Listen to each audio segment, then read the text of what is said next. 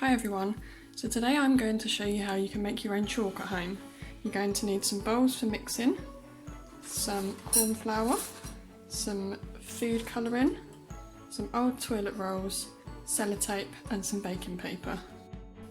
So to start with, I've put some baking paper over the bottom of my toilet roll and sellotaped it. And you want to make sure this is really tight and there's no gaps because you don't want it all to leak out when you pour the mixture in. And then I've just lined the middle with some baking paper too.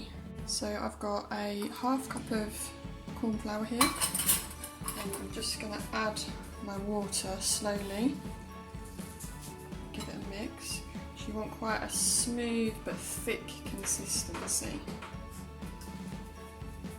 You don't want it to be too runny.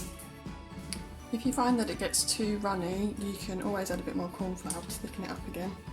I'm going to add a few drops of food colouring, mix that in. Make sure you mix it really well so the colour goes all the way through. I'm actually going to pour mine into a jug, so I think it's a much easier way to then pour it into your mould.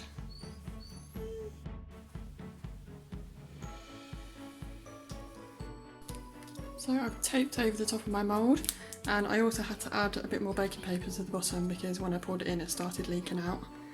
And then you need to leave that to dry for at least 12 hours. So I've left my chalk to dry overnight, just taken the toilet roll off, and this is the result. So let's give it a go. The great thing about these as well is that they're only made from corn flour, water and food colouring, so if your little one decides they're going to explore more and put them in their mouth, then it's not going to cause them any harm.